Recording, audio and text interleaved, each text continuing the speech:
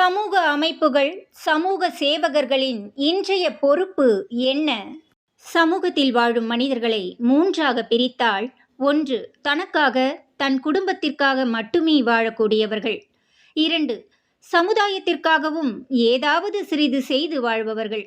3 சமுதாயப் பணியே தமது வாழ்க்கையில் பிரதானமாக வைத்து வாழ்ந்து வருபவர்கள்.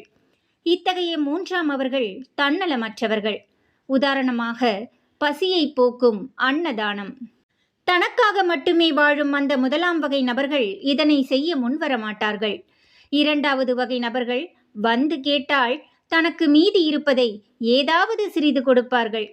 ஆனால் இந்த 3வது வகை நபர்கள் பசியோடு பலர் இருப்பார்கள் என்பதை உணர்ந்து அவர்களுக்காக உணவு தயாரித்து அவர்களை தேடிச் சென்று அப்பசியை போக்கி வருவார்கள். கல்விக்கு உதவி செய்து வருவார்கள். மரக்கன்றுகள் நட்டு நாட்டை பசுமையாக்கி வருவார்கள். ஏரி, குளம், நீர்நிலைகளை பராமரித்து வருவார்கள். ஆதரவற்றோர், குழந்தைகளை, முதியோர்களை எடுத்து அன்பு இல்லங்களை நடத்தி வருவார்கள். ஆதரவற்றோர் சடலங்களை எடுத்து இறுதி சடங்கினை செய்து வருவார்கள். இவர்கள் இதனை செய்திருக்கவில்லை என்றால் பசித்தவர் பசியில் வாடியிருப்பார். கல்வி பாதியில் நின்றிருக்கும். ஆதரவற்றவர்கள் யாசகம் எடுத்துக் கொண்டிருப்பார்கள். தண்ணீரின்றி விவசாயம் பாதிக்கப்பட்டிருக்கும். ஆனால் இவைகளுக்காக இவர்கள் செய்த தியாகம் ஏராளம். அதில் துன்பங்களும் உண்டு. இதனை செய்ய பிற மனிதர்களுடைய உதவிகள் எப்போதும் தேவை. பிறருடைய பணம், பொருட்கள் தேவை. பிறருடைய அனுமதியும் தேவை. இப்படி சேவை செய்பவர்களின் பண்புகள், திறன்கள் பொறுத்து மனித சக்தி உதவிகள், பொருளுதவிகள் தாமாகவோ கேட்பதினாலேயோ வற்புறுத்தி கேட்டதினாலேயோ பெற்று சேவைகள் செய்து வருவார்கள். இதில் பல வகையான துன்பங்கள் உண்டு. ஆனால் அதனை அவர்கள் ஏற்றுக்கொள்வார்கள். இவர்களில் பலர் இத்தகைய சேவையை தனியாக செய்பவர்களாக இருப்பார்கள். பலரை இணைத்து கொண்டு செய்தால் அவர்களது தலையீட்டிற்கு உட்பட வேண்டியிருக்கும் என்பது அவர்களது கருத்து.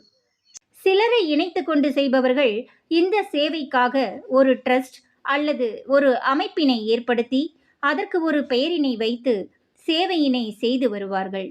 இப்படிப்பட்ட சேவை, ட்ரஸ்ட், NGOக்களால் தான் சமுதாயத்தில் பல நல்ல தாக்கங்கள் ஏற்பட்டுள்ளன என்பது உண்மை. இருப்பினும் மற்றொரு உண்மையை இவர்கள் திரும்பி பார்க்க வேண்டும். காது கொடுத்து கேட்க வேண்டும். ஆழ்ந்து சிந்தித்து துணிந்து முடிவெடுக்க வேண்டும். அது என்னவென்றால், இவர்கள் அனைவரும் ஒன்றுபட்டு இணைந்து திட்டமிட்டு செயல்படுவது. ஏன் ஒன்றுபட வேண்டும்? இது முடியுமா என்ற கேள்வி எழும். முதலாவதாக, ஏன் ஒன்றுபட வேண்டும்? இவர்கள் செய்து வரும் அத்தனை பணிகளும் அரசின் பல்வேறு துறைகளாக இருக்கிறது. அத்துறையின் பணிக்காக அரசு ஆண்டுதோறும் திட்டமிட்டு நிதி ஒதுக்குகிறது. அத்திட்டங்கள் சரியாக நிறைவேற்றப்பட்டு அந்த நிதிகள் முழுமையாக பயன்படுத்தப்பட்டால் சமூக சேவகர்கள் அதற்காக கஷ்டப்பட வேண்டியதில்லை. ஆனால் அப்படி நடக்கவில்லையே. உதாரணமாக, நீர்நிலைகளை பாதுகாக்க, பராமரிக்க சிலர் தம்மை அர்ப்பணித்து கொண்டு பலரிடம் அதற்கான வாகனங்கள், உபகரணங்கள் பெற்று அவ்வாகனங்களை, உபகரணங்களை பராமரிக்க பலரிடம் நிதி பெற்று தாங்களே அங்கு சென்று உடனிருந்து கவனித்து செயல்பட வேண்டியிருக்கிறது. அது மட்டுமல்ல, இந்த பணியை, அதாவது அரசு செய்ய தவறிய அப்பணியை இந்த சமூக செயல்பாட்டாளர்கள் செய்ய அனுமதி பெறுவது அவ்வளவு சுலபமல்ல என்பது இன்றைய நிலை. அப்படி அனுமதி கிடைத்து அப்பணியை இவர்கள் சிறப்பாக செய்து முடிக்கிறார்கள் என்றால் அரசு இதற்காக ஒதுக்கிய நிதி எப்படி பயன்படுகிறது? இப்பணிக்காக உள்ள துறை, அதற்காக சம்பளம் பெறும் அரசு அதிகாரிகள், அரசு பணியாளர்கள் என்ன செய்வார்கள்? சமூக செயல்பாட்டாளர்கள் செய்ததை அதற்காக உள்ள அரசு துறை ஏன் செய்யவில்லை?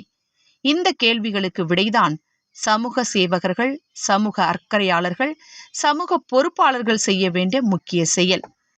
சுதந்திரம் பெற்றவுடனே தொடங்கியிருக்க வேண்டிய செயல் அது.